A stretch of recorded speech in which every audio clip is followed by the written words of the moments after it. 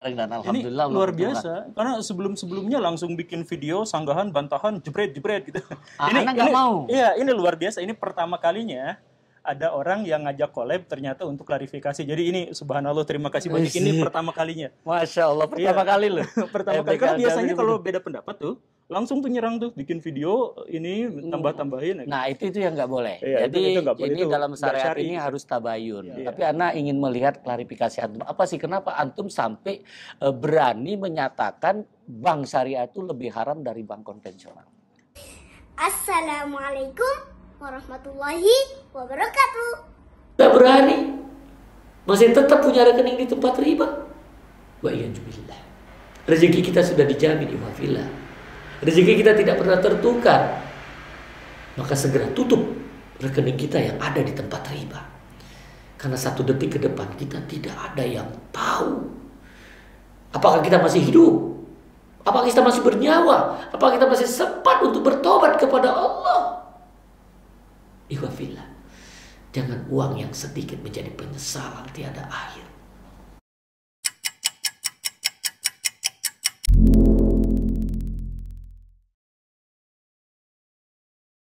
Baik, bismillahirrahmanirrahim. Assalamualaikum warahmatullahi wabarakatuh. Waalaikumsalam warahmatullahi wabarakatuh. Sahabat AMDK dimanapun antum berada, alhamdulillah AMDK Al Jambi bersama tim diberi kesempatan untuk bertemu dengan Pak Guru Gembul nih, yang masya Allah, yang ternyata Ana baru ketahuan beliau sangat viral. Kita kagak pernah tahu nih ya, karena kicauan celoteh beliau inilah Allah pertemukan kita, dan saya berterima kasih banget ini dengan adminnya itu yang responnya cukup bagus ya. Syukur. Responnya cukup bagus, yang mana kita dapatkan informasi yang mana beliau dikejar oleh Deddy Kobuzer aja 1,5 tahun loh. Anda dapat langsung sorenya dapat gitu loh. Ya karena ya alhamdulillah ini Allah mudahkan, karena memang selama ini AMDK Al Jambi ini tidak ingin menghakimin. Jadi kita punya PT, Pak Guru, PT Tim AMDK Al Jambi. PT itu pentingnya takwa. Tim itu tujuannya ingin menyampaikan. AMDK amalnya mengajak ditutupnya konvensional. AL itu amal lainnya Jambi. Jangan Anda menolak Bank Islam. Oh, Jambi itu bukan berasal dari Jambi? Anda orang Jambi, tapi bahasa Jawanya. Oh gitu, ya saya baru tahu ya. Iya, karena kita memang ingin tabayun ya. Ini salah satu kaidah seorang Muslim, tidak ingin menghakimin. Tapi ketika ada sesuatu yang disampaikan, ada yang menggelitik, kita bareng-bareng, dan alhamdulillah. Ini luar biasa, karena sebelum-sebelumnya langsung bikin video sanggahan, bantahan, jebret-jebret gitu. Anak nggak mau. Iya, ini luar biasa. Ini pertama kalinya ada orang yang ngajak collab ternyata untuk klarifikasi. Jadi ini subhanallah, terima kasih banyak. Ini pertama kalinya. Masya Allah, pertama kali loh. Pertama kali. Karena biasanya kalau beda pendapat tuh langsung tuh nyerang tuh, bikin video ini tambah-tambahin. Nah itu yang nggak boleh. Iya, Jadi itu nggak boleh. ini Itu dalam syariat syar'i. ini harus tabayun. Iya. Mencari tahu apa sih yang menyebabkan beliau punya pendapat pribadi. Dan ini harus kita terima. Iya. Jangan-jangan pendapatnya benar. Hah? Apa itu gitu ya. Nah pendapat beliau ini mengatakan bahwa bank syariah itu lebih haram dari bank konvensional. Iya. Ya. Nah artinya ini Masya Allah ya, bank konven sama bank syariah itu dianggap riba. Malah 2 kali katanya. Ya. Pertama sama-sama melakukan riba, bank konven sama bank syariah. Yang kedua itu dia menjadi halal karena dirubah bahasa Indonesia jadi bahasa Arab. Ya. Jadi dengan bahasa Arab jadi halal. Ini luar biasa, ini beliau mengeluarkan pendapat gini kan. Dan ini secara syariat harusnya ketika kita ini sudah menyangkut halal haram, ini harusnya dengan dalil, dengan kita punya argumentasi itu, apakah kita hafal Quran, hafal hadis, punya bahasa Arab yang bagus, ketika kita berani berfatwa. Iya. Tapi Ana ingin melihat klarifikasi antum. Apa sih kenapa antum sampai berani menyatakan bank syariah itu lebih haram dari bank konvensional? Video yang Bapak tadi tampilkan itu bersama Pak Tom. Nah, jadi Pak Tom itu dulu, beliau itu adalah seorang wirausahawan, seorang motivator, dan seorang yang memberikan materi-materi untuk UMKM. UMKM, nah, ya. begitu. Nah, beliau itu sempat bertanya kepada saya dan itu kemudian dimasukkan ke situ. Ini banyak yang bilang sama saya, jadi bank syariah ini sekarang ada di mana-mana dan semakin banyak. Apakah saya harus menjalankan bank syariah ini atau tidak dan sebagainya. Kemudian saya memberikan penjelasan, tapi sebenarnya itu bagian kecil dari pendapat saya. Bagian Jadi, kecil. Iya, Ini jadi makanya saya bikin video itu 2, Pak, sebenarnya. Jadi video panjang. Video panjang itu yang pertama adalah kritik atas bank syariah. Nah, Ya. boleh Kemudian dikritik. yang kedua itu adalah apakah bunga bank itu riba atau tidak. Jadi di channel saya itu bikin video itu 2 tahun yang lalu atau 3 tahun yang lalu. Nah, di situ ada semacam totem pro parte. Jadi totem pro parte itu adalah saya ingin menjelaskan bank syariah bukan berarti seluruhnya. Jadi sama seperti tim Israel kemarin kontingen Israel kemarin datang ke Indonesia. Nggak jadi. Itu bukan nggak jadi, itu salah kan sebenarnya. Iya. Karena yang benar adalah sebagian orang Israel datang ke sini. Tetapi karena itu menggunakan totem pro parte, maka semua Israel datang ke sini, gitu ya. Iya. Nah, penjelasannya seperti itu. Jadi kritik saya atas bank syariah itu yang pertama adalah karena bank syariah atau yang berhubungan dengan ekonomi syariah pada umumnya istihadnya itu kurang berkembang. Saya anggap istihadnya kurang berkembang. Seperti apa itu? Nah, tapi saya jelaskan dari yang paling awal dulu lah, Ya, beginilah. betul. Bapak menganggap bahwa ada bank syariah. Nah, Betul ya? ya. Kan kita sepakat bahwa yang dimaksud dengan syariah itu dasarnya pasti Quran atau sunnah. Nah, Atau mungkin ada sebagian ulama yang menganggap bahwa sebagian pendapat para sahabat itu bisa kita jadikan sebagai syariah. Ada juga misalkan Imam Syafi'i menganggap ijma para sahabat, ijma atau qiyas dan sebagainya itu adalah bagian syariah. Itu udah udah basically itu, udah basically. Nah, bank itu di dalam Quran kan nggak ada, Pak. enggak. Di dalam sunnah juga tidak ada. Ya. Di dalam pernyataan para sahabat juga tidak. Ya. Kemudian imam-imam mazhab juga tidak. Ya. Bahkan ulama-ulama yang lebih kholaf, misalkan Ibnu Taimiyah atau Jalaluddin As-Suyuti dan sebagainya, itu tidak pernah menyinggung masalah bank. Dan tidak ada istilah yang namanya bank. Nah, karena tidak pernah ada istilah namanya bank, maka ini sebenarnya bagian dari fikih kontemporer. Nah, Karena ini adalah bagian dari fikih kontemporer, maka sebaiknya pendekatan itu juga adalah terkait dengan fikih kontemporer, terkait dengan yang sekarang-sekarang. Sedangkan istihad-istihad yang kita ketahui tentang syariah, tentang bank syariah, itu biasanya kutipan-kutipannya itu berasal dari ulama-ulama zaman dulu ketika sistem ekonominya belum berjalan dengan baik. Nah, karena itu, maka di zaman sekarang itu muncul ada beberapa permasalahan-permasalahan. Permasalahan-permasalahan itu diantaranya adalah bahwa ada inkonsistensi dan ada ketidaksepakatan tentang apa yang dimaksud dengan riba. Kita semuanya sepakat, saya yakin bahwa riba itu haram. Tetapi misalkan ya, apakah bunga bank itu haram atau tidak? Nah, ini menjadi ikhtilaf. Kenapa muncul ikhtilaf seperti ini? Karena ijtihad kita itu belum tuntas dan belum menjadi kesepakatan bersama. Nah, karena itu, maka dalam prakteknya ini dimanfaatkan oleh segelintir orang untuk menjadikan syariah ini sebagai perdagangan. Nah, ini menarik. Jadi antum mengatakan tadi ada bank, terus lari kepada riba. Yang antum maksudkan dengan bank itu adalah benda mati. Iya. Benda mati. Justru sistem sebenarnya. Bukan. Kalau bank itu benda mati. Justru yang diharamkan oleh Dewan Syariah Nasional Majelis Ulama Indonesia itu adalah transaksi. Itu antum tahu ada fatwanya? Iya, tahu. Di fatwa nomor berapa? Tahun 95 ya kalau. Bukan.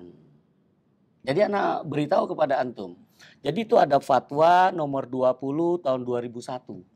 Fatwa nomor 20 tahun 2001. Ada di pasal 8. Ada di poin 2.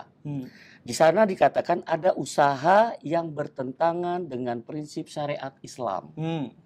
Jadi dikasih tahu. Okay. Jadi usaha yang bertentangan dengan prinsip syariat Islam. A itu usaha perjudian, yang B. Nah, ini B diperhatikan. Usaha lembaga keuangan konvensional. Usaha lembaga keuangan konvensional. Dalam kurung, ribawi, tutup kurung. Termasuk perbankan dan asuransi konvensional. Oke. Jelas, tegas. Jadi usaha perbankan itu masuk kepada lembaga keuangan konvensional. Jadi sebentar, ini berarti kita klarifikasi yang awal tadi itu. Jadi mungkinkah sesuatu itu disebut sebagai syariah, misalkan bank syariah, padahal bank itu tidak pernah ada sebelumnya? Bank itu benda mati. Jadi yang dihukumin, makanya kita tidak menghukumi banknya. Saya berpikirnya perspektif saya nih ya. Perspektif saya, bank itu adalah sistem.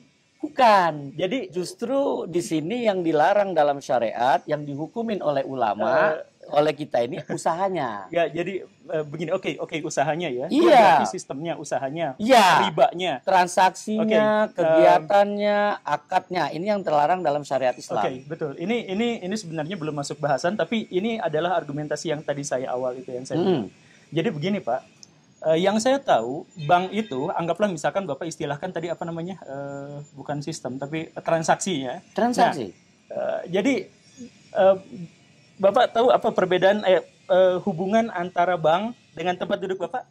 Apa? Sama-sama berasal dari bahasa Italia. Dan memang bank pertama di seluruh dunia, dari bangku. Iya. Bangku itu sebenarnya diambil dari bahasa Italia banco. Ya. Dan banco itu memang awal mula dari bank. Jadi ceritanya begini, ini pendapat saya, silakan dikonfirmasi sama-sama, diklarifikasi sama-sama.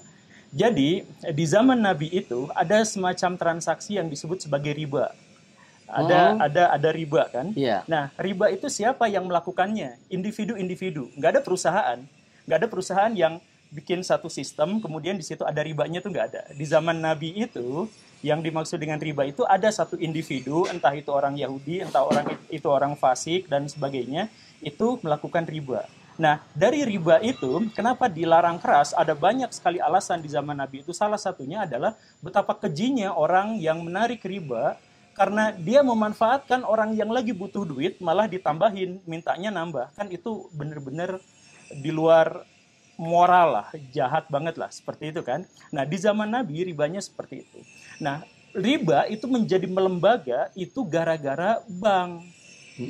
Nah, jadi ceritanya di abad pertengahan itu, kaum muslimin sudah sangat kaya raya di Baghdad itu. Mereka kebanyakan itu adalah orang-orang yang sudah berkecukupan. Nah, mereka memiliki uang yang sangat banyak. Tetapi uang pada waktu itu terbatas pada dinar dan dirham. Nah, emas batangan gitu atau yang mata uang koin yang seperti itu, fulus belum ada. Tapi dinar dan dirham dan sebagainya. Ya, zaman Umar bin Khattab fulus itu. Enggak, zaman kehalifan. Setelah Abdul Malik bin Marwan ke sana sampai Al-Watsik sampai seterusnya. Nah, dari masa itu kemudian muncullah beberapa orang Yahudi, karena orang-orang Yahudi itu dilindungi sama pemerintahan kekhalifahan Baghdad karena ahlul kitab. Nah, orang-orang yang terlindung itu kemudian bikin sistem kayak gini. Kamu punya uang banyak, gampang dirampok. Kalau rumah kamu kebobol maling gimana dan sebagainya. Maka orang itu bikin semacam perusahaan tempat menyimpan uang. Nah, tempat menyimpan uang, dia ada bodyguardnya, dia ada apa dan sebagainya. Nah, tempat penyimpanan uang itu kemudian simpan uang di saya, tapi bayar. Nanti sebagai bukti bahwa kamu nyimpan di saya kasih syak, yang kemudian sekarang berkembang namanya menjadi cek. Jadi cek itu yang sekarang kita punya itu sebenarnya diambil dari bahasa Arab di zaman pertengahan. Begitu. Nah, jadi dari sini kalau saya punya uang 2.000, Pak, punya 2.000 misalkan, saya mohon maaf ya, ini contoh aja, ini mah bukan, parkir. Nah, ini 20.000 lah. Menurut Bapak ini uang kartal apa uang giral, Pak? Itu, ya. Kartal. Ini uang kartal. Nah, sebenarnya ini aslinya giral, Pak. Tapi semua referensi pasti menyebut ini adalah uang kartal. Kenapa seperti itu dan kenapa saya harus menyebutnya uang giral? Ini saya berikan penjelasan agak panjang, mohon maaf ya, Pak ya. Nah, kenapa saya harus sebut bahwa ini adalah uang giral? Karena sebenarnya ini tuh dulu adalah cek. Uang aslinya itu adalah yang nilai ekstrinsik dan intrinsiknya sama. Jadi dalam artian dinar dan dirham itu uang beneran. Itu uang beneran. Nah, karena disimpan, kemudian orang-orang menyimpan, ya udah buktinya apa? Buktinya ini. Nah, bukti bahwa saya di sini saya nyimpan uang 100.000, saya nyimpan 200.000 dinar dan sebagainya. Ini akhirnya Karena kalau misalkan mau beli kuda ternyata lebih praktis pakai ini, karena semua orang juga ternyata menggunakan ini, akhirnya ini berubah menjadi cek itu yang awalnya uang giral itu menjadi uang kartal. Kan sekarang kan giral masih ada juga. Iya, memang sekarang juga masih ada, masih banyak. Ya, nah, makanya di sini pemahamannya tentang riba itu sendiri. Ya, riba itu sebentar, kan ada, sebentar, saya mohon maaf ya sebentar. Nah, karena itu, maka bank-bank inilah yang pertama kali menciptakan uang kertas, dan bank inilah yang pertama kali mengubah ada dinar dirham sebagai mata uang yang nilainya sama dan konsisten dan berubah menjadi cek. Nah, dan itu yang pertama, mereka mengubahnya. Kemudian yang kedua adalah bahwa si uang cek ini pada akhirnya juga untuk menyimpannya, untuk pinjam meminjam, untuk bertransaksi dan sebagainya, karena bank itu bersifat institusi, bersifat lembaga, dan ini menjadi sebuah perusahaan, maka pasti ada orang yang digaji, pasti ada orang yang dibayar, ada penjaganya, ada dan sebagainya. Ya. Nah, sistem bank inilah yang kemudian berkembang di Eropa, karena nanti pas zaman Renaissance, ide-ide Islam itu masuk semuanya ke Eropa. Begitu kan? Ya. Termasuk masuk ke Italia. Nah, orang-orang Yahudi yang tadi itu berkembangnya ke Italia. Nah, jadilah bangku-bangku seperti ini tempat bertransaksi. Nah, bangku-bangku inilah menjadi besar. Nah, riba berevolusi. Riba yang awalnya hanya dikelola oleh 1 orang, 2 orang, 3 orang, dan itu secara tidak sengaja, kalau ada yang meminjam sama saya boleh, tapi sekian kali lipat pengembaliannya. Awalnya seperti itu, berubah menjadi ini adalah sebuah perusahaan yang banyak orangnya, banyak penjaganya, banyak kurirnya, banyak apanya, yang kemudian meminta. Maka kalau misalkan di dalam Quran dan di dalam sunnah dan pernyataan para sahabat itu tidak pernah ada, kemudian muncullah istihad, katakanlah dari orang-orang di zaman itu, yaitu orang-orang Yahudi yang menciptakan sistem di mana riba bertransformasi dan memaksa sistem di seluruh dunia menjadi sistem riba, maka ribanya itu bermasalah, banknya juga bermasalah. Karena banklah yang menciptakan uang, kartal yang barusan kita sebut itu, banklah yang menciptakan uang itu, dan banklah yang kemudian membuat riba itu menjadi sebuah keniscayaan.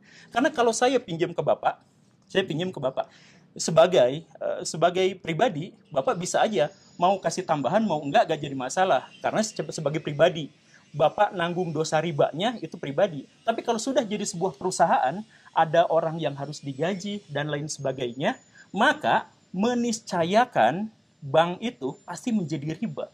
Nah, kita kembali ke topik masalah tentang riba itu sendiri. Tadi antum bilang pinjaman kita bicara tadi soal bank syariah. Ya. Sebelum ke bank syariah kan tadi bahasan kita adalah riba. Kan antum mengatakan bahwa bank syariah itu lebih haram dari bank konvensional. Dan kita akan bahas kenapa dia haram, itu kan bahasanya adalah tadi riba. Riba, definisinya itu apa? Itu kan tadi terlalu lebar. Ini kan untuk orang awam yang bisa kita tahu bahwa ini riba itu kan bahasanya dari pinjaman antum bilangnya, padahal pinjaman itu tidak riba.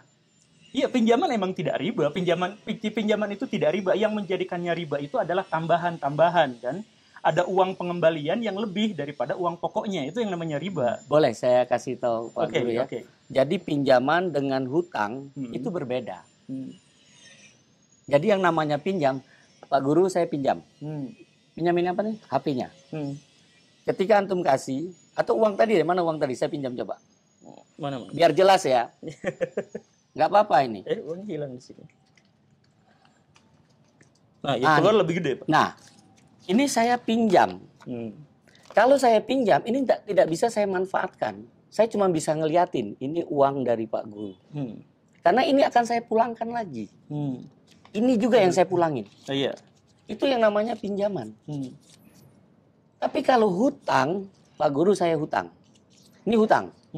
Ketika hutang, ini saya bisa belanjain. Karena udah berpindah hak kepemilikan.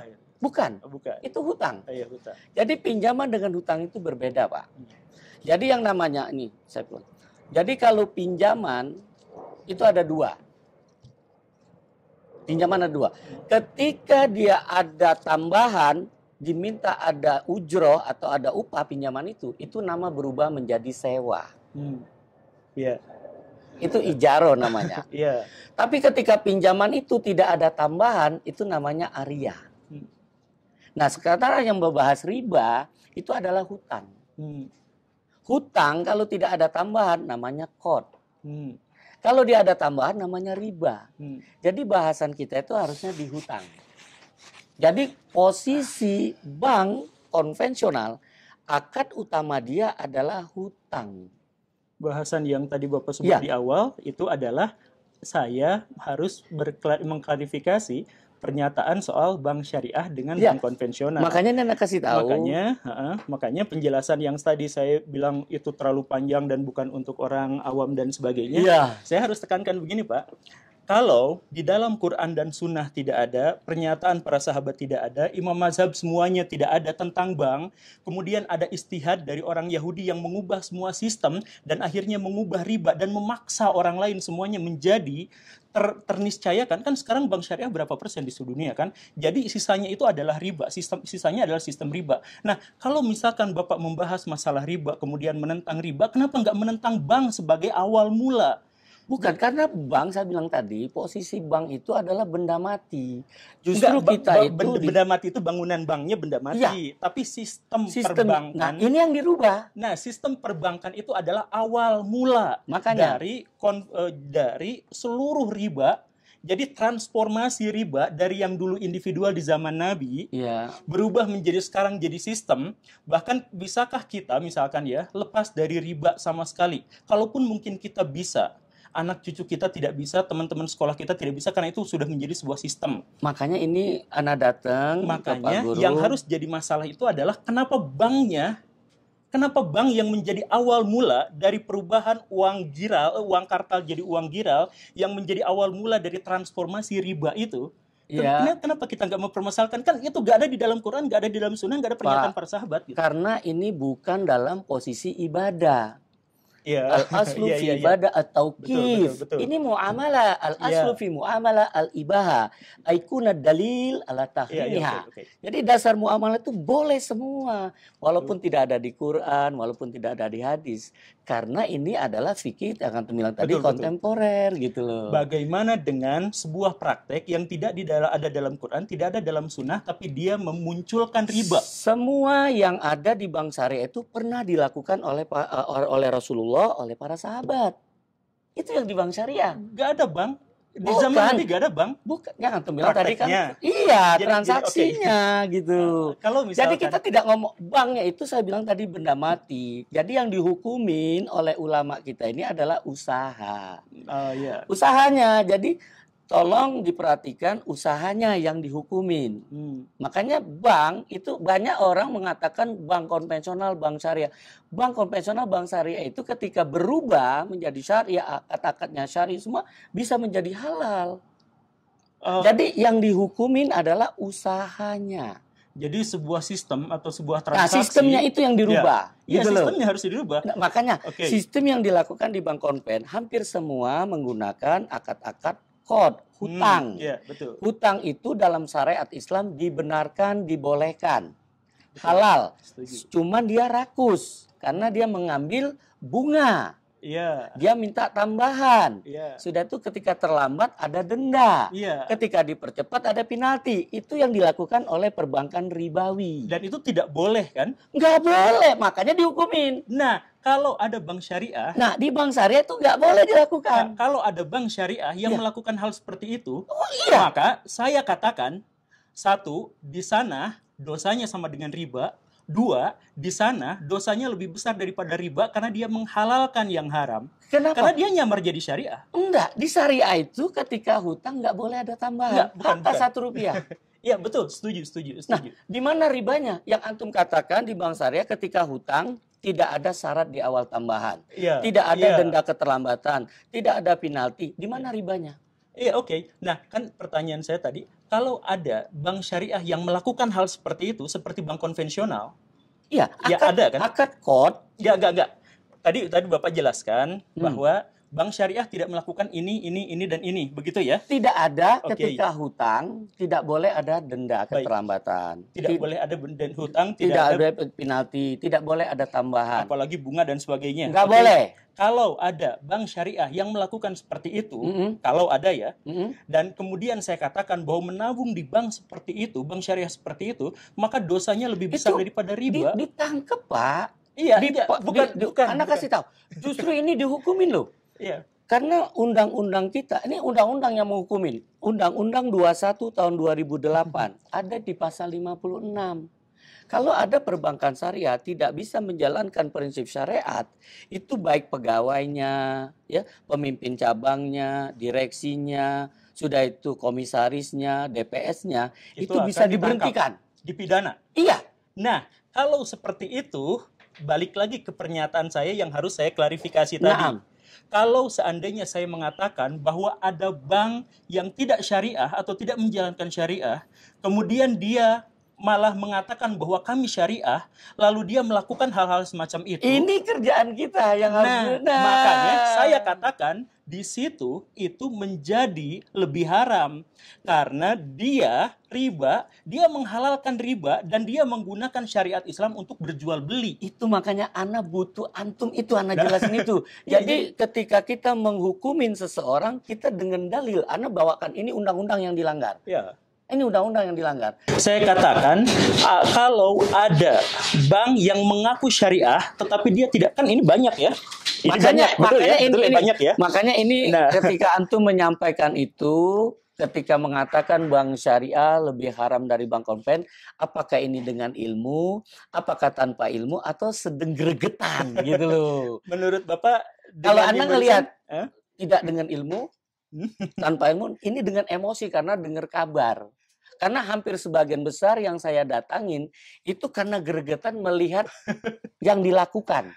Bukan dari konsep ilmunya. Mendirikan, mempublikasikan, menghadirkan hadirnya dengan menyampaikan kepada pemerintah pada saat itu yang belum suka dengan kata syariah. Ini sebenarnya adalah pernyataan bukan antara ilmu dengan bukan ilmu dan sebagainya, tapi ini adalah antara konsep dengan realitas. Itu kan? Yang saya maksud dengan ilmu itu. Jadi dengan dasar-dasar. Kalau Anda melihat antum mungkin dengan dapat informasi dengan itu gregetan gitulah dengan. Bukan saya dapat informasi. Ini mohon dijawab ya. Dijawab yang tadi.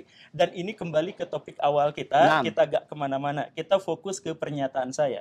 Pernyataan saya adalah seandainya ada bank yang mengaku syariah tapi dia tidak menjalankan prinsip-prinsip syariah, kalau saya nabung di dia, maka dosa saya menjadi lebih besar. Atau dia bank itu dosanya lebih besar. Bukan hanya riba, tetapi dia juga memperjualbelikan ayat-ayat Allah dan dia juga telah menghalalkan sesuatu yang jelas haram.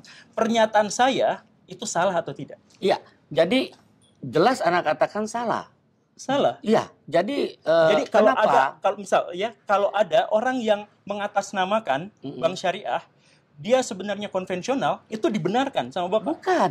Iya. Karena ketika ini yang saya lakukan. Karena saya pelaku langsung, apa yang saya pahami bisa dilakukan di bank syariah. Iya. Dilihat dari undang-undang, dilihat dari fatwa, dan kita melakukan. Tidak ada yang melanggar syar'i. Iya, maksudnya kalau ada bank yang seperti itu. Ada. Dan sama Bapak langsung ditindak. Iya. Nah, sama Bapak ditindak, saya bukan orang dalam sehingga saya hanya berbicara. Saya orang luar. Saya orang luar loh. Tadi Bapak katanya bisa masuk ini. Karena itu tadi. Bukan, makanya kita akan bawakan undang-undangnya. Iya. Undang-undangnya. Jadi itu tadi, kita sama-sama orang luar nih. Kenapa saya bisa bawa bank syariah? Karena saya tahu ilmunya. Bahwa ini salah. Iya. Ini benar. Iya. Ini diambil dari undang-undang. Ada di pasal 19. Terus kita ambil juga di fatwa. Fatwa-fatwa DSM MUI itu cukup memudahkan masyarakat untuk menjalankan sesuai syar'i. Jadi Akang Teteh, Ibu Bapak, nyadar nggak bahwa kita tuh sebenarnya dari tadi tuh sama.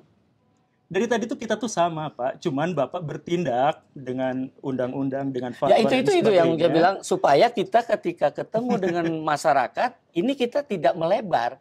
Ini loh yang Anda langgar fatwa ini karena praktisi bank syariah, dia kalau kita bawa pakai bahasa kitab kita lain daripada fatwa, dia akan mengelak.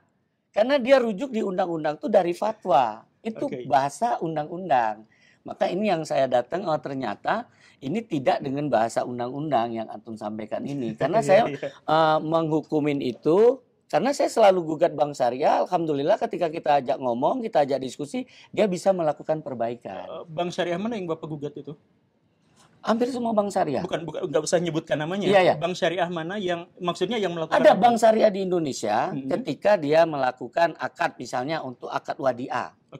Tapi ternyata dia melakukannya. Ada misalnya ada ngasih hadiah, saya bilang nggak boleh ngasih hadiah. Nggak boleh ngasih hadiah. Nah, dia mau lakukan itu. Alhamdulillah, karena kita tidak pakai hadiah. Artinya ada bank seperti itu. Ada. Bapak menindak. Iya, memberitahu bahwa ternyata bisa dilakukan. Bank seperti itu, bank syariah yang tapi tidak menjalankan prinsip syariah pada bagian tertentu, itu ada. Itu yang kita pahamin. Karena dia kemudian sama Bapak ditindak. Ya, kita minta, bukan ditindak. Kita minta. Benar kan? Kita sama kan sebenarnya. Bukan, kita bukan menghukumin yang tadi. Enggak, kita enggak menghukumin. Kita tidak menghukumin. Justru dengan kita diskusi, dengan kita kasih tahu pemahaman kami sesuai syariah, bahwa kalau akad wadiah ini tidak ada yang namanya bonus, tidak ada yang namanya tambahan. Dan alhamdulillah Bank Syariah bisa ngikutin. Artinya kan tidak ada yang salah di situ. Setelah itu, kalau begitu maka ketika ada bank yang seperti itu, kemudian saya katakan itu juga sebenarnya sama aja dengan Bapak, cuman Bapak bertindak karena Bapak memiliki akses. Kalau saya cuman guru honorer, saya tidak punya akses. Jadi saya berdakwah di YouTube, saya katakan kalau seperti itu adalah cara yang salah. Jadi sebenarnya kita tuh sepakat Pak sejak awal, Pak. Nah, ini yang harus dipahamin oleh masyarakat. Jadi ketika salah menyampaikan kan tanggapan daripada masyarakat kan berbeda. Ya, makanya saya berterima kasih ke Bapak tadi ada datang ke sini jauh-jauh, subhanallah. Jadi ya saya ucapkan terima kasih, Pak.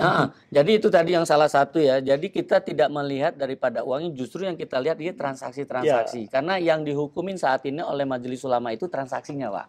Jadi bukan yang lainnya. Jadi alhamdulillah transaksi yang ada di bank ribawi itu semuanya alhamdulillah bisa dikerjakan di perbankan syariah tanpa harus melanggar riba. Itu bisa.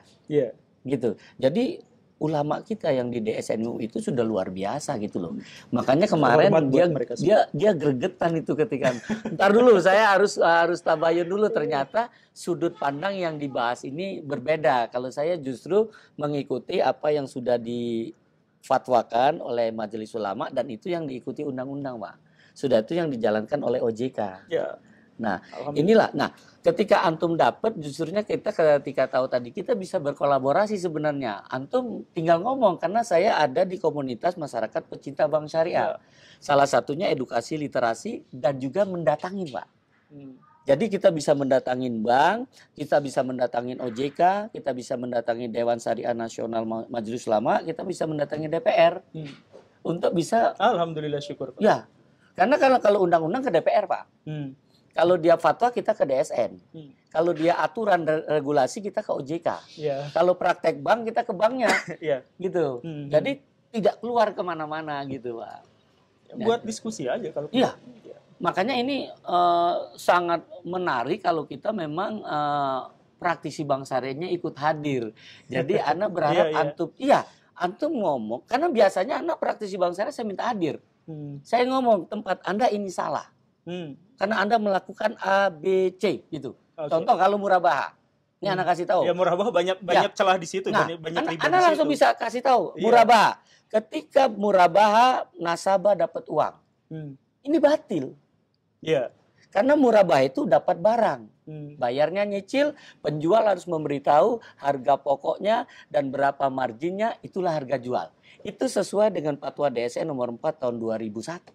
Tahun 2000. Itu ada di pasal pertama ayat 6. Jadi ketika kita nyampaikan ke mereka dengan dalil yang mereka pegang. Gitu. Jadi tidak kemana-mana, sehingga itu yang Ana harapkan Pak Guru nanti bisa lebih bisa menjabarkan. Nanti insya Allah kita akan, ini tulisan Ana, jadi antum bisa jadi pegangan, bisa jadi. Oh, saya udah punya ini. Hah? Saya udah punya ini. Dari mana antum dapat? Bukan ya? Saya asap dulu pernah punya kayaknya. Iya, ini hijrah dari bank. Apa beda ya? Yang ngarangnya siapa tuh? Itu dulu saya pernah punya waktu. Ini yang ngarangnya ini. Ini ya. Bukan ngarang Pak yang nulis Pak. Oh, Ini kan nulis. bukan karangan kan? Bukan Ya, karangan insyaallah. Nih kita makan nulis orang baik punya masa lalu, orang jahat punya masa depan. Okay. Ini harapan kita agar supaya iya, ini mudah-mudahan dengan klarifikasi ini jadi terbuka ya.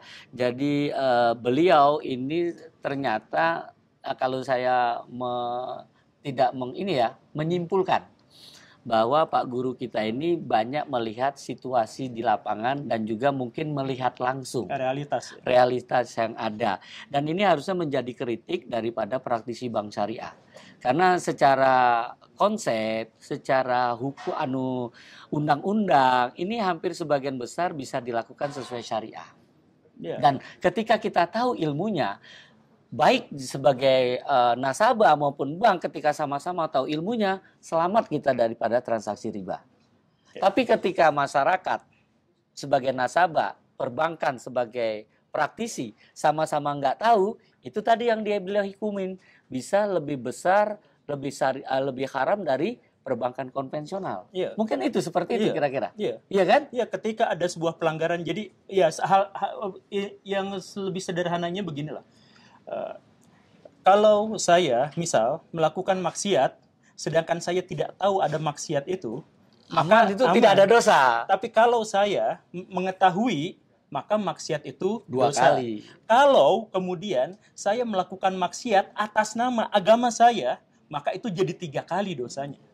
Begitu kan ya Pak ya? Karena mengatasnamakan, misalkan Allahu Akbar, jelegur, bom gitu kan. Nah itu kan dosanya lebih karena mengatasnamakan.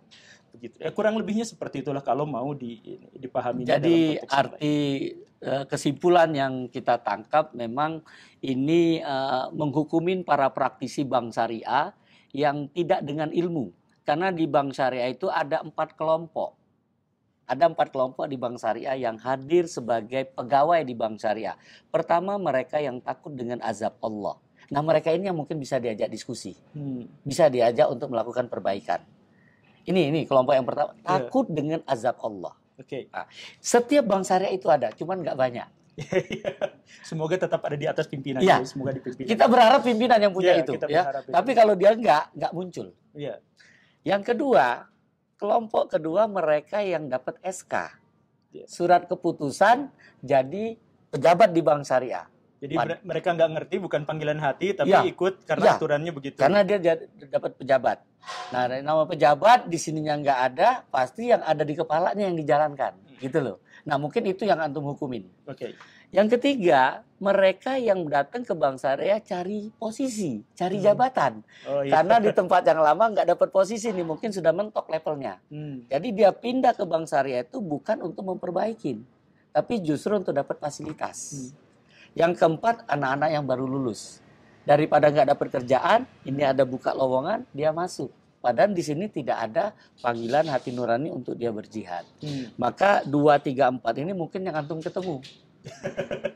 Gitu loh. Ya kan? Ketemu sama yang pertama itu saya ketemu. Ketemu ya? Waktu saya bikin rumah tuh, ada yang mau nawarin saya pinjaman uang tanpa apa, asal pengembaliannya tepat. Dia bilangnya seperti itu. Nah, ya ada memang sebenarnya. Maka itu saya lurusin lagi. Kalau pinjaman itu nggak bisa manfaatin. Iya, itu bukan bikin rumah, itu utang. Gitu. Nah, utang. jadi bukan pinjaman. Jadi pinjaman dengan utang itu berbeda. Karena pinjaman itu tidak bisa kita untuk belanjain. Pinjam uang hanya untuk bisa ditontonkan saja, nggak bisa dimanfaatin. Karena pinjaman ketika dia ada hasil itu namanya sewa. Jadi kalau itu saya barang. Pinjam sendal Bapak itu nggak boleh digunakan?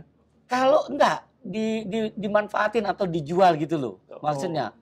Kalau sendal kan kita pakai aja tuh. Nah, sendal kalau kita gunakan tidak minta sewa, itu namanya aria. Tapi kalau bilang pinjam sendal boleh, tapi bayar 100 ya, itu jadi ijaro gitu loh. Tapi kalau hutang sendal, itu antum bisa jual, antum bisa kasih orang. Nanti kita pulangin, kita beli yang sama seperti itu. Nah, itu kalau namanya hutang. Itu namanya dain jadinya. Kalau kita hutangnya seperti itu. Jadi luar biasa, Pak. Makanya seperti ini butuh kita tidak cepat untuk menghakimi. Ternyata kita satu yang kita kondisikan, beliau ini ternyata menghukumin yang dia lihat. di lapangan. Maka kami mengajak para praktisi Bank Syariah, yuk kita sama-sama belajar. Yuk kita sama-sama memperbaikin apa yang selama ini sering dikritisi oleh masyarakat, ya.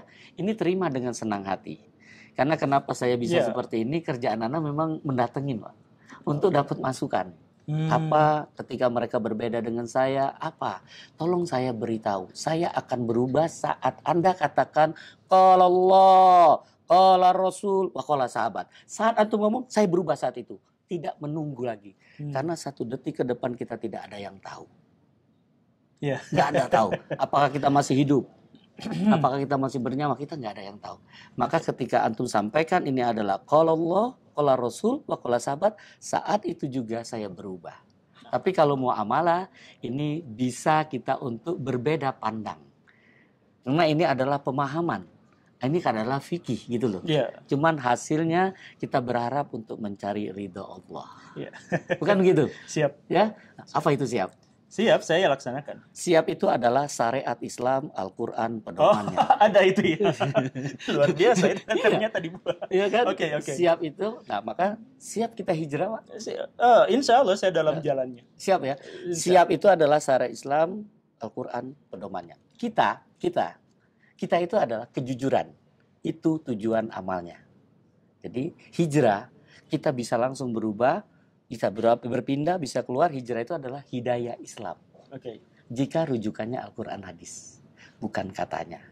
Maka itu hijrah yang sesungguhnya.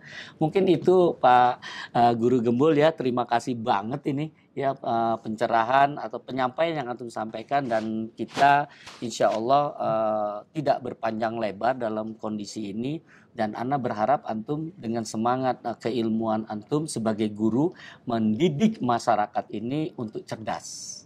Ya, dengan penjelasan-penjelasan, mudah-mudahan buku yang saya tulis ini bisa memberikan satu pencerahan dari kacamata yang Anda dapatkan. Karena kita sama-sama pakai kacamata.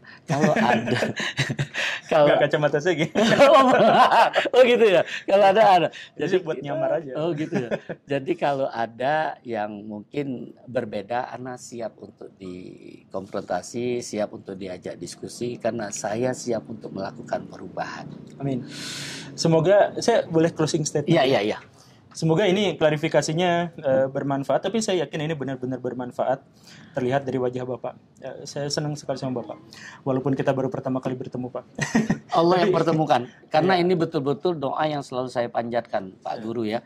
Ya Allah, pertemukan hamba-Mu ini dengan orang-orang terbaik pilihan-Mu. Mudah-mudahan antum adalah orang terbaik pilihan. Apa kata Rasulullah? Man yuridullah bi khair yufaqihu fiddin. Barang siapa yang Allah berikan kebaikan, orang tersebut dipahamkan tentang din. Mudah-mudahan pembahasan kita ini adalah masalah tentang din. Amin. Tapi saya pengen yang tadi itu closing statement. Sebenarnya bukan closing statement, ini adalah untuk mengajak Muslim semua untuk mendalami benar-benar syariat Islam, untuk mendalami terutama dalam hal ekonomi, dalam hal apa? Karena sekarang itu Islam itu banyak yang disekulerkan, Pak. Islam itu banyak yang disekulerkan, sehingga banyak sekali orang-orang yang mengatakan misalkan bahwa ekonomi bukan urusan akhirat, sedangkan banyak yang seperti itu kan. Jadi udah aja belajar ini, sedangkan matematika, ekonomi dan sebagainya itu mah urusan dunia. Banyak yang mengatakan seperti itu dikotomi seperti itu. Makanya jangan sampai seperti itu. Please cari ilmu, karena semua itu adalah ilmu akhirat kalau kita ikhlas di situ. Amin. Dan kalau tujuan kita adalah memberikan kemanfaatan kepada manusia dan rahmatan lil alamin bagi dunia. Amin. Seharusnya seperti itu. Nah, maka dari itu ajakan saya dalam kaitan dengan ini, mari kita sama-sama, termasuk salah satu yang tadi itu. Kalau misalkan kita sekarang dikuasai oleh sebuah sistem perbankan di mana itu awal mulanya adalah dari orang yang beristihad, kemudian menciptakan sistem yang memaksa kita akhirnya untuk hidup dalam riba. Mari kita sama-sama terus-terusan berpikir, terus-terusan berusaha untuk akhirnya kita menjadi pionir dalam menciptakan sistem yang sepenuhnya itu sesuai dengan keinginan Allah Subhanahu wa taala, yang sesuai sepenuhnya sesuai syariah. Itu saja closing statement. Masya Allah, jazakallah khair Pak Guru Gembul ya, yang sudah memberikan klarifikasinya bahwa insya Allah beliau ini mengajak bahwa kaum muslimin itu harapannya ketika beramal itu dengan ilmu. Jangan sampai kita beramal tanpa ilmu. Al ilmu qoblal qaul wal amal. Itu yang dikatakan oleh Imam Asy-Syafi'i ya. Mudah-mudahan kita bisa menjalankan semua transaksi-transaksi yang ada di perbankan syariah itu betul-betul menjauhi riba. Dan harapan ana sebagai mantan praktisi di perbankan syariah adalah antum takut dengan azab Allah. Karena dengan takutnya dengan azab Allah antum akan belajar. Antum tidak akan melakukan sesuatu tanpa ilmu. Maka dengan tahunya ilmu antum akan menghindar bahwa ini adalah transaksi riba, bahwa ini adalah transaksi kezoliman. Jadi antum tahu apa itu riba, apa itu zolim, apa itu gharar. Jangan sampai antum tidak tahu, tapi antum hadir di perbankan syariah. Ini yang menyebabkan masyarakat menjadi apatis, menjadi menghukumin, ya, ketika sama-sama tidak tahu ya. Mudah-mudahan dengan klarifikasi ini jelas bahwa Pak Guru Gembul ini tetap dia bersedia untuk melakukan perbaikan-perbaikan dengan cara ya dengan ilmu ya. Mudah-mudahan dengan keilmuan ini bisa memberikan kita semua menjadi jembatan kita, wasilah kita untuk dipertemukan Allah di jannah. Saya nasabah Bank Syariah. Nah, tuh ya nasabah Bank Syariah. Nah, jadi hati-hati ya. Jadi harapan Pak Guru Gembul tolong beritahu ketika betul-betul nanti ada transaksi-transaksi yang membuat Pak Guru Gembul ini menjadi tersubhat. Ya, kita siap 24 jam kita dihubungi, dan saya terima kasih banget admin beliau sangat respon ketika kita menghubunginya. Itu admin itu Pak. Wah itu ya? Yang Chinese itu Pak. Oh ya, Masya Allah, jazakallah khair. Mas Amin ya? Syukran jazakallah khair. Dia sangat respon banget, dan dialah yang memberikan fasilitas kita bertemu. Mungkin itu Pak Guru ya yang bisa kami sampaikan klarifikasi ini. Kalau ada kebaikan datangnya dari Allah. Tapi kalau ada yang salah saya mengucap saya ini ya doifun jiddan nana ya semangat masih ya. Jadi tolong dinasehatin juga ya, walaupun rambutnya putih gitu ya karena putih, karena ini malaikat udah deket nih, makanya saya takut banget gitu kan. Selama ini kita mengajak orang untuk ke Bank Syariah, tahu-tahu beliau menyatakan itu, makanya gue dateng nih ya alhamdulillah ya. Ternyata tidak demikian dari bahasan yang beliau sampaikan. Mudah-mudahan inilah satu kebaikan ketika kita tabayun. Itu saja Pak Guru, terima kasih waktu yang diberikan. Mudah-mudahan ini memberikan kebaikan kepada kita semua. Amin, dan mudah-mudahan ini menjadi wasilah kita untuk dipertemukan Allah di jannah. Terima kasih sahabat AMDK yang sudah menontonnya video YouTube ini, dan kalau ada komen, ada yang belum bersesuaian, silakan ditulis ya. Jadi kita bisa klarifikasi lagi. Insyaallah kita sampai jumpa di lain kesempatan untuk waktu yang berbeda dalam acara yang berbeda. Insyaallah hidup berkah tanpa riba. Assalamualaikum warahmatullahi wabarakatuh. Waalaikumsalam.